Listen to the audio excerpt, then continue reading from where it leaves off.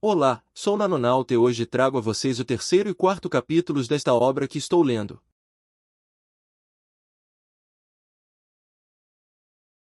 Capítulo 1. Doloroso.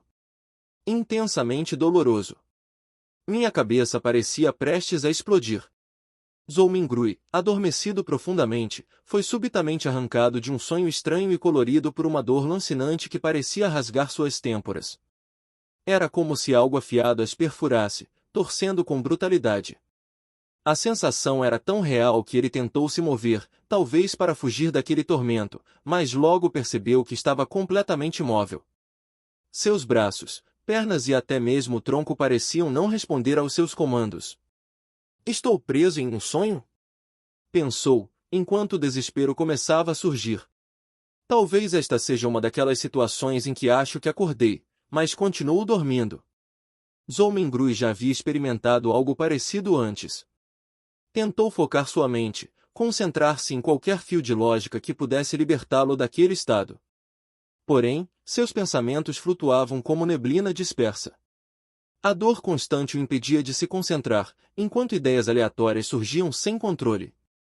Por que minha cabeça está doendo tanto assim? Será que tive um derrame? Não pode ser. E se for? Será que vou morrer assim? Não, não.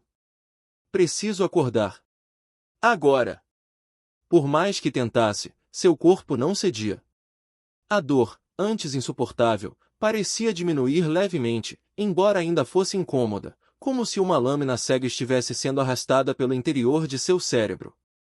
Ele sabia que tentar voltar a dormir era inútil, mas sua mente começou a divagar. Como vou trabalhar amanhã assim? Ah, que ideia boba! Com uma dor dessas, é claro que vou tirar folga. Que se dane o chefe!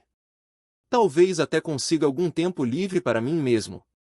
Foi nesse estado, oscilando entre o desespero e pensamentos desconexos, que Zolmingrui começou a recuperar uma pequena força.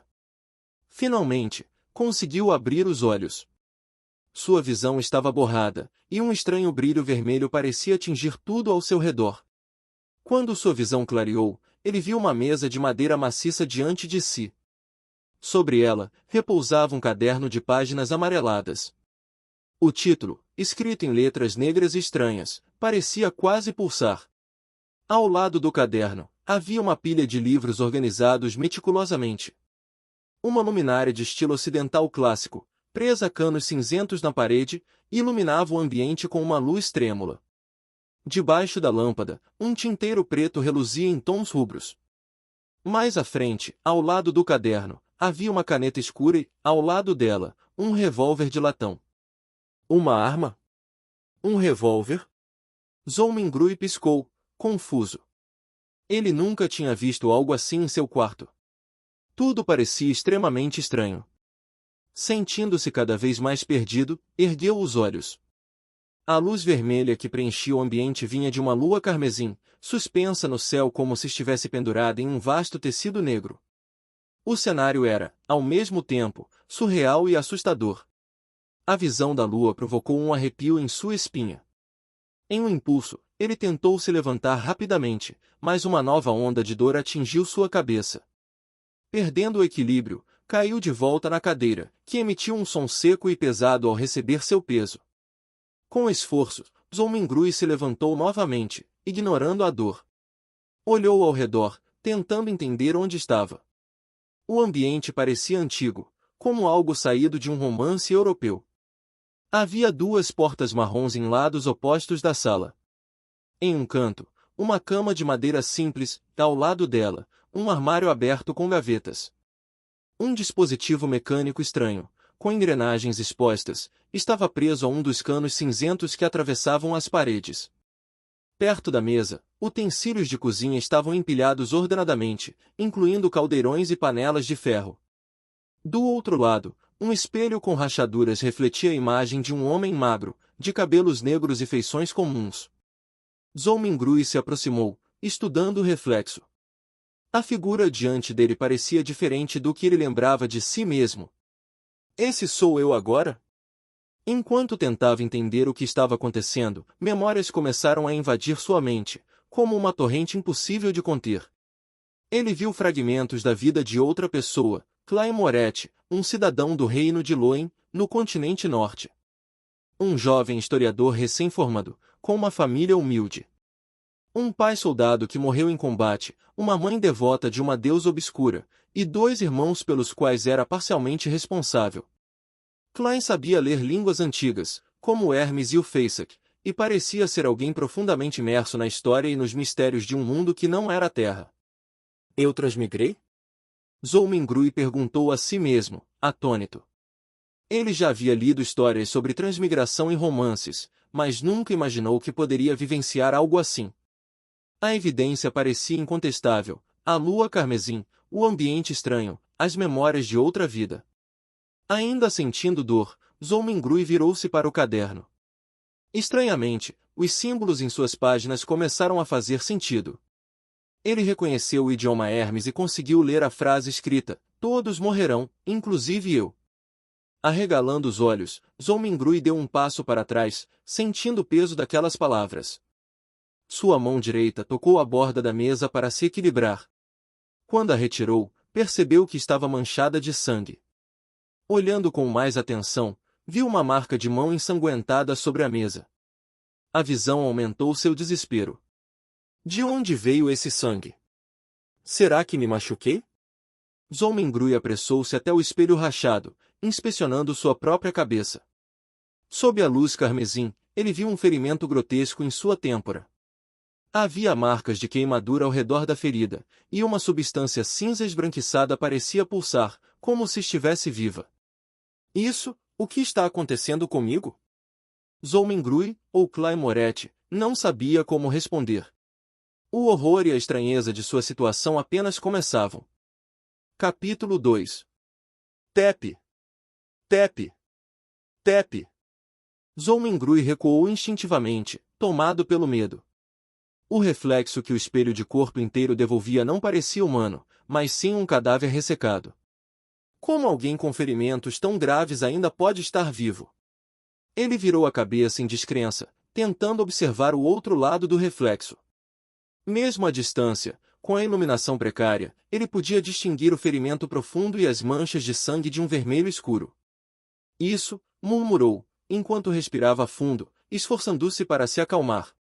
Instintivamente, ele pressionou o lado esquerdo do peito, sentindo o coração bater em ritmo acelerado, mas pulsando com vigor.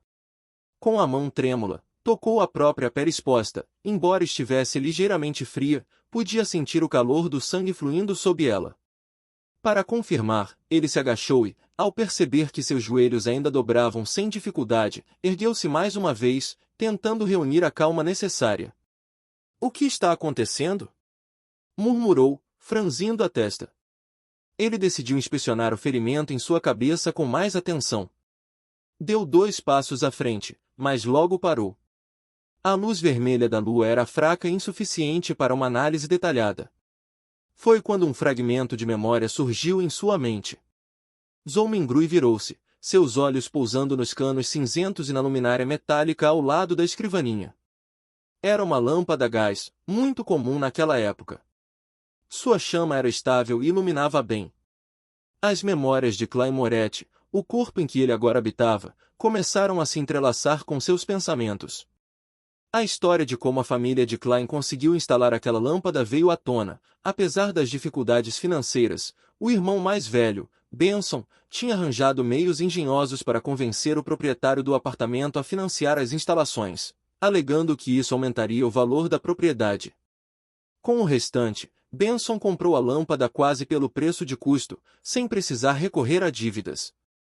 O fragmento de memória se dissipou quando Zolmengrui girou a válvula do cano de gás e tentou acender a lâmpada. Nada aconteceu.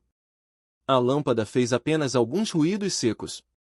Ele tentou novamente, mas a escuridão persistia. HM. Ele pressionou a têmpora esquerda com os dedos, buscando em sua mente a solução para o problema. Depois de alguns segundos, lembrou-se do medidor de gás. Dirigiu-se até a instalação na parede, um mecanismo que parecia um conjunto exposto de engrenagens e rolamentos. Pegou uma moeda do bolso das calças. Era um centavo de cobre, uma moeda básica no reino de Lúen. Zolmengrui analisou o objeto, observando o brilho bronzeado e os detalhes gravados, o retrato de um homem com uma coroa na frente e um feixe de trigo no verso. Ele inseriu a moeda na fenda do medidor de gás. Um som de engrenagens girando ecoou. Com isso, voltou para a lâmpada, girando o interruptor novamente. Desta vez, uma chama surgiu de repente, iluminando a sala com um brilho quente e reconfortante. A escuridão recuou, e a luz carmesim da lua foi empurrada para fora da janela. Zolmengrui sentiu um inexplicável alívio enquanto se posicionava diante do espelho. Agora, com a iluminação adequada, examinou minuciosamente o ferimento em sua têmpora. Depois de algumas análises cuidadosas, percebeu que, embora houvesse manchas de sangue ressecado, o líquido não escorria mais. A ferida parecia estar em processo de regeneração. O tecido ao redor do ferimento crescia lentamente, como se houvesse um poder restaurador agindo. Isso é um efeito da transmigração? Ele murmurou, enquanto um canto de sua boca se curvava em um sorriso contido. Apesar do susto inicial, a constatação de que estava vivo trouxe um suspiro de alívio. Sentindo-se um pouco mais calmo, Zolmengrui abriu uma gaveta e pegou um pequeno pedaço de sabão. Pendurado próximo ao armário, havia uma toalha velha e surrada. Ele a pegou e saiu do quarto em direção ao banheiro comunitário. Preciso limpar esses rastros de sangue na minha cabeça, pensou. Se Melissa, minha irmã, acordar amanhã e me vir assim, vai ser problemático.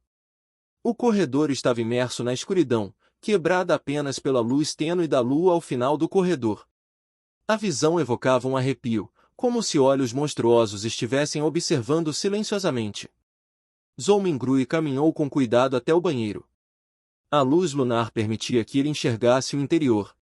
Ele se posicionou diante de uma pia, abriu a torneira e ouviu o som da água fluindo. De repente, lembrou-se do senhorio, o rigoroso Sr. Frank, que sempre fazia questão de vigiar o uso de água pelos inquilinos. Apesar das memórias desconfortáveis, Zolmengrui concentrou-se em limpar as manchas de sangue. Após várias lavagens, ele verificou o próprio rosto no espelho trincado do banheiro. Restava apenas o ferimento grotesco, que contrastava com sua pele pálida. Zolmengrui relaxou um pouco, mas logo outra preocupação surgiu em sua mente. E o sangue no quarto? Ele retornou ao quarto, desta vez com um pano úmido, e começou a limpar as marcas de sangue no chão e na escrivaninha. Sob a luz da lâmpada a gás, ele notou uma bala amarela perto da parede. Um tiro na têmpora? Murmurou, enquanto juntava as peças. Isso explicava o sangue, o ferimento e, provavelmente, a morte de Klein. Zolmengrui abriu o tambor do revólver que estava na mesa. Ele retirou os projéteis e contou 5 balas intactas e uma cápsula vazia. A teoria do suicídio parecia plausível.